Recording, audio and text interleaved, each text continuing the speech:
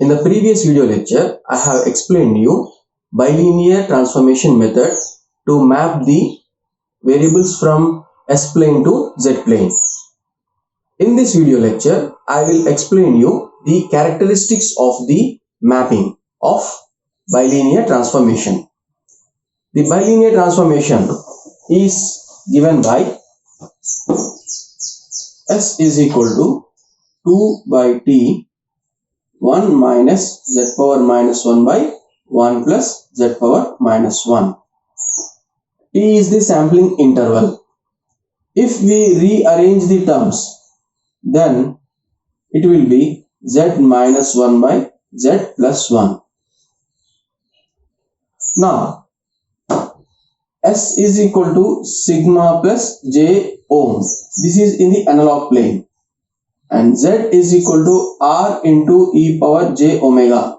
This is in the digital plane. I'll use this Z is equal to R into e power j omega into this equation. So S is equal to 2 by T. It is R into e power j omega minus 1 by R into e power j omega plus 1. Now R into e power j omega can be expressed as R times e power j omega is cos omega plus j sin omega. Then 2 by T R times cos of omega plus j R times sin of omega minus 1 by R times cos of omega plus j times R sin omega plus 1. Now, we will rearrange the numerator into real part and imaginary part. Similarly, the denominator also. So, thereby, it is 2 by T R cos omega minus 1 plus j R sin omega by R cos omega plus 1 plus j times R sin omega. Now, this one is in the form of P by Q, but I would like to express this in terms of A plus JB. To perform that operation, I will multiply this denominator,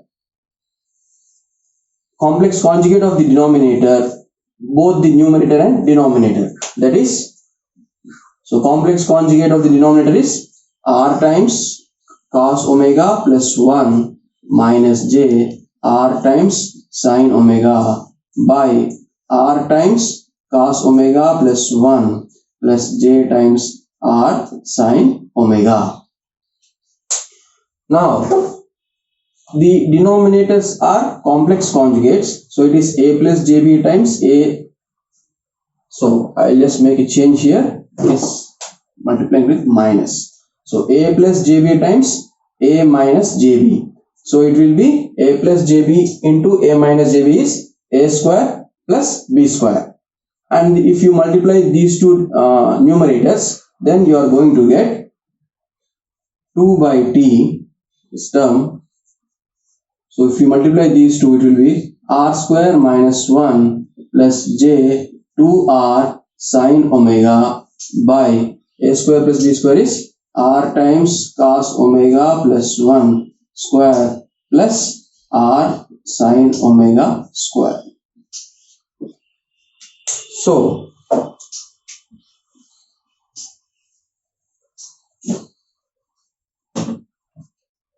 if you simplify this one, it is 2 by T R square minus 1 plus J 2R sin omega by, it is A plus B whole square. It is R square cos square omega plus 1 plus 2R cos omega plus R square sin square omega.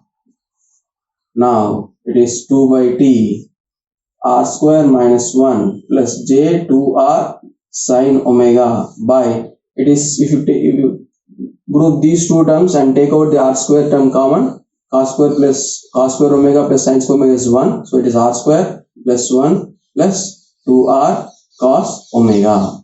Now, see, the numerator has got real part and imaginary part, whereas denominator has got only the real part. Now if I split this into imaginary real parts, it is r square minus 1 by r square plus 1 plus 2r cos omega plus j times 2r sin omega by r square plus 1 plus 2r cos omega. So now we'll compare this one. This is z, sorry, this is s. We'll compare this s with this equation, thereby so s is equal to sigma plus j ohm. So the value of sigma is 2 by t r square minus 1 by r square plus 1 plus 2r cos omega, whereas ohm is equal to, it is 2 by t times 2 times r times sin omega by r square plus 1 plus 2r cos omega. So this is the sigma and this is the ohm. Now if we take the value of the r, that is the radius of the unit circle in the z plane, then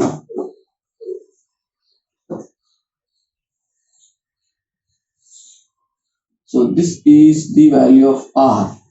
Now first case, if r is greater than 1, that is if the radius is greater than 1. If you look at this one, if r is greater than 1, then what happens? It will be more than 1 means say greater than 1 is say 2, 3 or 4. Then this value will be, sigma value will be positive. That is sigma is greater than 0. So this says that when sigma is greater than 0, the poles lie in the right half of the s-plane and they are mapped onto the z-plane at the exterior of the unit circle, that is r is greater than 1. And the second case is r is less than 1. For r less than 1, what happens? R square will be less than 1. So it is minus 1 means sigma value will be less than 0. So when sigma value is less than 0, the poles lie in the left half of the s-plane in the analog domain. So thereby the stable filter poles will be mapped onto the inside of the unit circle. And the third condition is when r is equal to 1. When r is equal to 1, sigma value is equal to 0. And if you look at the value of the ohm is equal to, it is 2 by t times r is 1. So 2 sin omega by 1 plus 1 is 2. If you take out the 2 common, here r is 1. To take out the common, then it is 1 plus cos omega. So this is equal to 2 by t sin omega by 1 plus cos omega. So this is the value of the ohm. It is 2 by t times sin omega by 1 plus cos omega. That is when sigma is equal to 0, you will get the value of the ohm. That is it is the j ohm axis. Now if we simplify this particular part, ohm,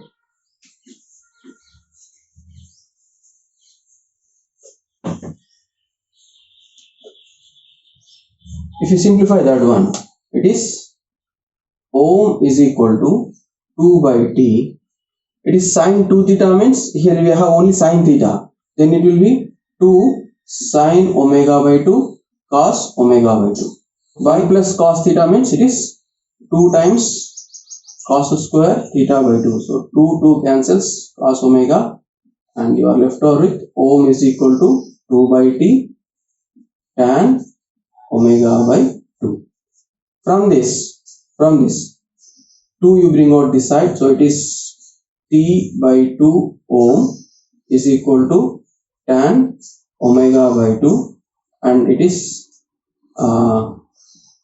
omega by 2 is equal to tan inverse ohm t by 2, and then omega is equal to 2 tan inverse ohm t by 2.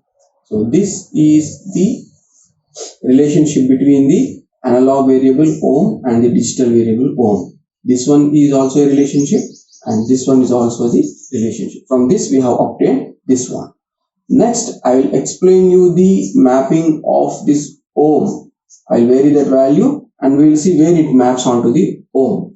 And as far as the arc tangent, that is tan inverse, is concerned, it will be restricted to only plus pi to minus pi. That is, if we take on the x-axis ohm t, and on the y-axis if you take the ohm, so it is plus pi and this is your minus pi. And then if you vary this one and plot the values, then it will be, so this is the mapping of between the analog variable and the digital variable ohm. And this particular mapping is not linear, it is non-linear in nature. Because of this non-linear in nature, there is a frequency compression, and this particular term is called frequency warping. And this is the only drawback of the bilinear transformation, and we will see some one possible solution to overcome this warping also. And in the previous video lectures, I have explained you about the mapping techniques. One is mapping of differentials, and the second one is impulse invariant mapping, and the third one is bilinear transformation. I will provide the links to these topics in the description section. Please do visit them.